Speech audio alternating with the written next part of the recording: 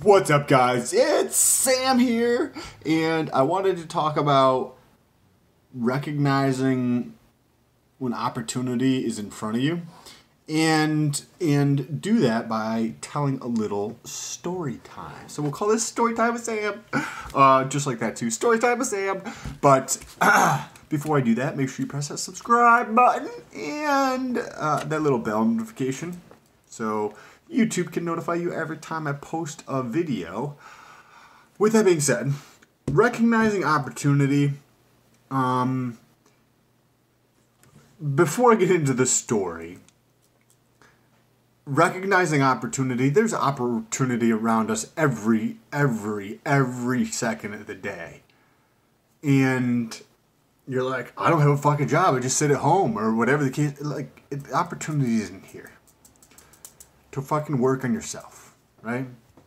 But that's not what I'm going to talk about. But just for those people who are super pessimistic, fucking change that to optimism and put yourself around optimistic people and fucking shit changes. Like, amazing. Okay, recognizing opportunity. So, why I used to live in Florida and I had my own business. And I had purchased 50% of a landscaping business. And we did... I think the maximum we had was maybe five guys. Let's see, 1, 2, 3, probably about 5 guys, including my partner and myself. So 5 people total. 3 besides us, but 5 total because we were also doing the vast majority of the work as well. And there was a hurricane that hit Florida 2 years ago, I think it was. Irma, maybe it was called, I think.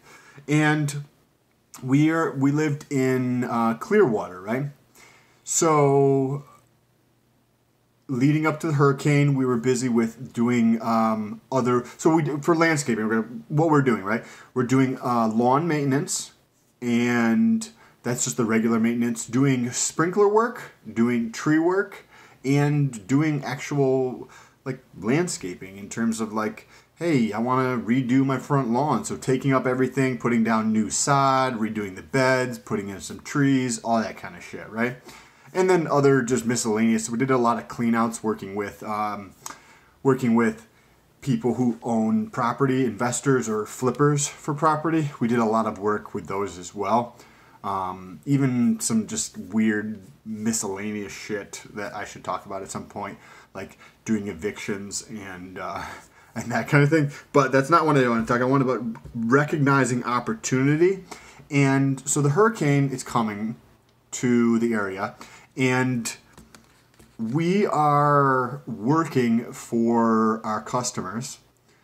The hurricane's coming like on a Sunday night or Saturday night or something like that. It was the weekend, and it was in the evening, and we would be taking care of property in St. Petersburg, Florida, where the owners of the property don't live in Florida. They live in the Northeast, right? And that's just a vacation home for them. But they trusted us enough to, hey, can you go to the property? This is where the key is. Take care of all the shit, like board up the windows, all that kind of stuff. Because they have these storm shutters you can put on, whether you screw them in place or there's like different systems you can use to actually install storm shutters. So doing all that kind of stuff.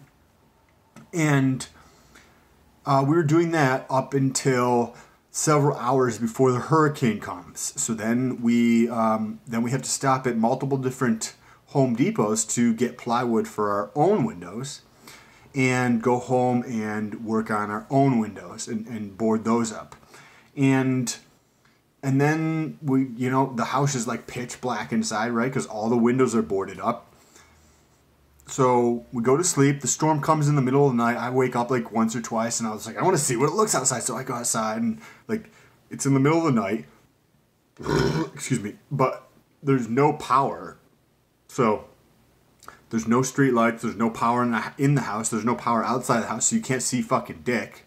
It's just pitch black. There's no moon because there's the clouds, so you can't see anything. All you hear is this like the wind howling and the rain coming down, and that's it. And sometimes you'd hear like a branch or something falling. And this is Then the next morning, wake up and you're like, holy fuck, it's so sweaty, right? Because the power went off. AC is not working. The hurricane came, I think, in September-ish time.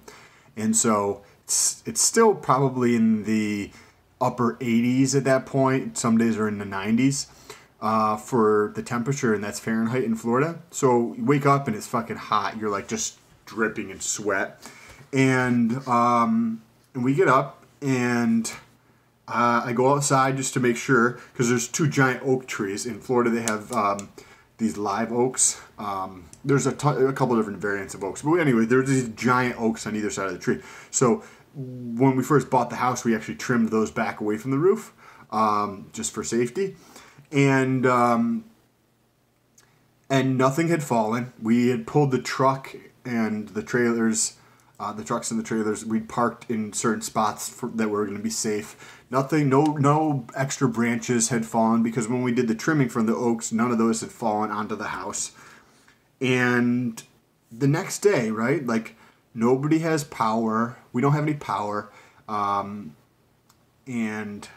I'm sitting there, right, because nobody also has gas. There's no gas at any of the gas stations because there's no power. And any of the ones that, there was like one gas station that had some type of backup power and they were sold out of gas.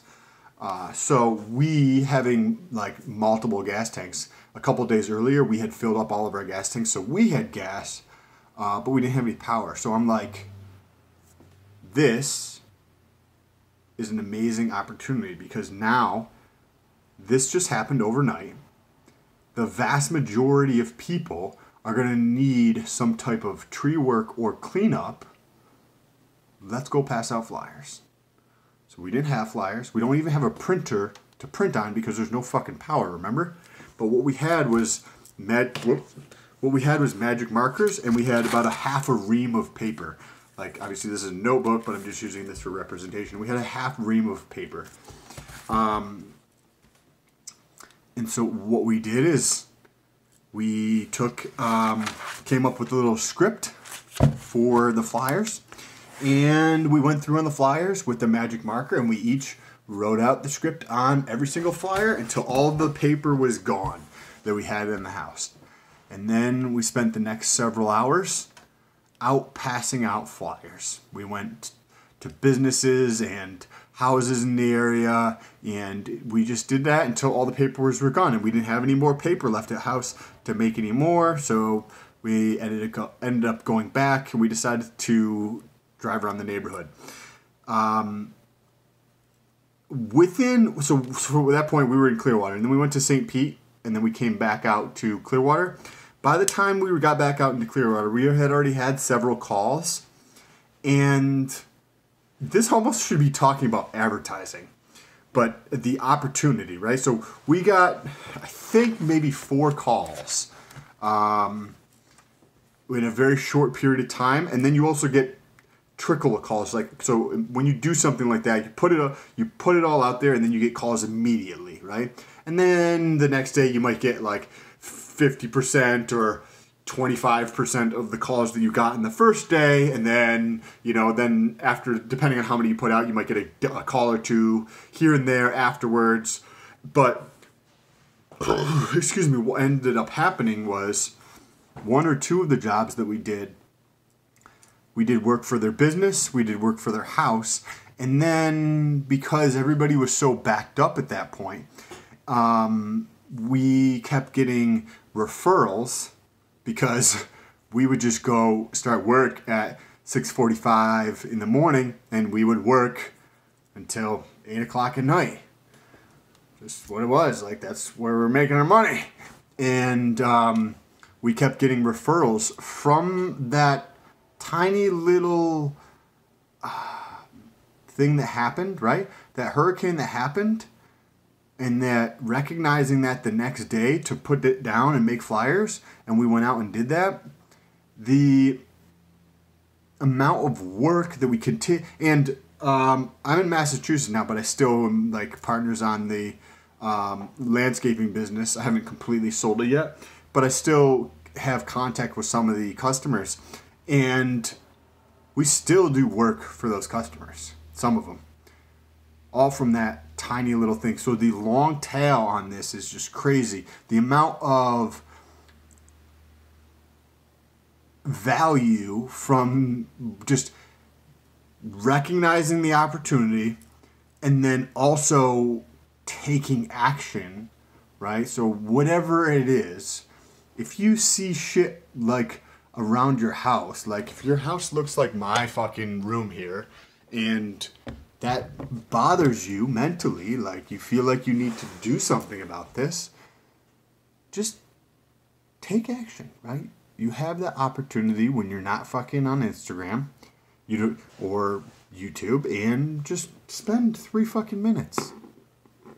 And then don't beat yourself up because it's not done, or you didn't like complete it, or you only got 2 things done in 3 minutes. Be thankful that you got anything done and you took action for 3 minutes. There's a cliche that goes something along the lines of your energy goes where your focus is, or your focus is where your energy goes, or something like that. And it's so accurate that recognizing those little things and being thankful and blessed that you were able to take action for 3 minutes.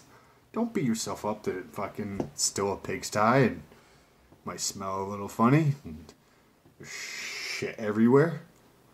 Don't beat yourself up with that. Be thankful that you did take action for 3 minutes and recognize that there's that opportunity every single day that you give up, right?